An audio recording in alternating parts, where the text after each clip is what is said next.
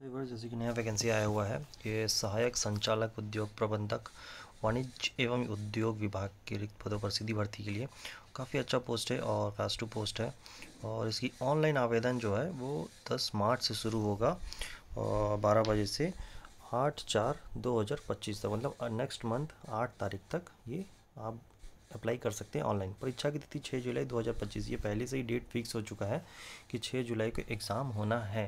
तो ये पीएससी में पहले से डेट फिक्स हो गया, ये भी आप समझ सकते हैं कि ये कितना ज़्यादा पंक्चुअल है, क्योंकि इसमें डेट फिक्स पहले से कर दिया गया है और उसी डेट पे ही होना है। कुछ इसमें आप आगे और पीछे ऐसा नहीं बोल सकते, क्योंकि लास्ट टाइम जैसे भी था सीजीपीएससी प्री में होना था, तो काफ़ी सारे लोगों ने कुछ वीडियो बनाया था कि एग्ज़ाम डिले हो सकता है या फिर एक्सटेंड हो सकता है डेट। तो ये सब के इस बार भरोसे में ना रहिएगा, जो एग्ज़ाम डेट है उसी के साथ आप भरोसे के साथ तैयारी कीजिए और जो एग्ज़ाम डेट है उसी पे ही होना है। तो ये रहा कुछ इसके महत्वपूर्ण दिए हुए हैं। तो मैं सीधा चलता हूँ इनके पोस्ट, कितने पोस्ट दिए हुए हैं। तो ये देखिए, ये दिया हुआ है सहायक संचालक उद्योग प्रबंधक, काफ़ी अच्छा और बड़ा पोस्ट है। आप तो देखिए सुन, क्योंकि पिछले बार भी आया था, मेरे ख्याल से 3 या 4 साल पहले आया हुआ था पोस्ट, उसका सीधा अभी आया है और उस टाइम ज़्यादा नहीं, मेरे ख्याल से 5 या 10 पोस्ट आए हुए थे। इस बार तो काफ़ी अच्छा 30 पोस्ट आए हुए हैं। तो ये अनारक्षित को है 13 पोस्ट, उसी में अनुसूचित जाति 4 है, अनुसूचित जनजाति 4 है, अन्य पिछड़ा वर्ग के 4 पोस्ट हैं और अनारक्षित के लिए 3 है। और इसमें फिर महिलाएं पोस्ट आ जाता है, इसमें अनारक्षित के 3, अनुसूचित जाति के 1, अनुसूचित जनजाति के 2 और अन्य पिछड़ा के 1 और एक निःशक्तजन जो कि 1 दिया हुआ है। टोटल 30 पोस्ट हैं और इसका जो ग्रेड पे है वो स्तर पे 12 है, जो कि 56 है और काफ़ी अच्छा ग्रेड पे है।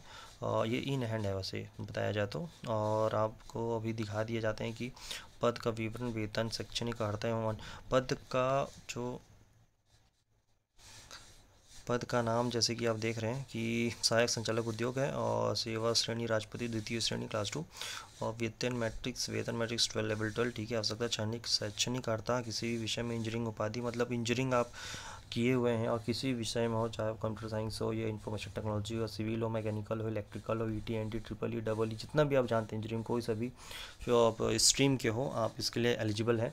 अथवा औद्योगिक रसायन शास्त्र, वाणिज्य अर्थशास्त्र, भौतिकी शास्त्र और रसायन शास्त्र में स्नातकोत्तर, मतलब मास्टर डिग्री मांग रहे हैं। इसके अलावा अगर आपके पास है तो इन सब स्ट्रीम्स के और मान्यता प्राप्त संस्था से MBA PGDVM SICTI, तो MBA भी और PGDVM भी मान्यता प्राप्त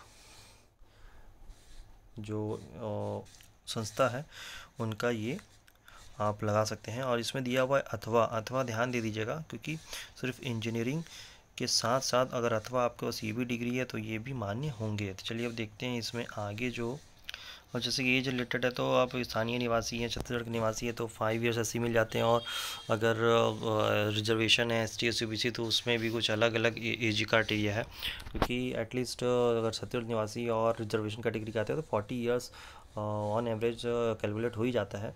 तो 40 ईयर्स तक के हैं अगर, और आपके पास स्थानीय निवासी और रिजर्वेशन कैटेगरी है तो एटलीस्ट 40 ईयर्स तो कवर हो जाते हैं। और अगर स्थानीय निवासी तो 35 ईयर्स तक दे देते हैं, 5 साल का 10 साल का ऐसा मिल ही जाता है छत्तीसगढ़ निवासी होने का। तो चलिए अब देखते हैं सिलेबस में कुछ ऐसा है।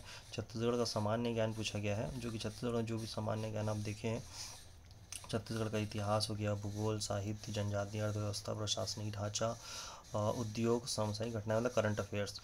योग्यता परीक्षण में आप देख सकते हैं संचार कौशल सहित पारस्परिक कौशल, तार्किक निर्णय, मूल्य, संख्यात्मक, हिंदी भाषा भी आ गया, अंग्रेजी, छत्तीसगढ़ी भाषा का ज्ञान, कंप्यूटर, मतलब देखा जाए एक तरीके के तो एक एप्टीट्यूड टेस्ट जैसा योग्यता परीक्षण के लिए जो भाग 2 है वो पूरा का पूरा आपका कॉम्प्रिहेंसिव जैसे है, जिसमें कि आपका लैंग्वेज का भी है और आपके मैथ्स भी पूछे गए हैं, रीजनिंग भी पूछे गए हैं और उसके साथ साथ जनरल मेंटल इंटेलिजेंस भी है।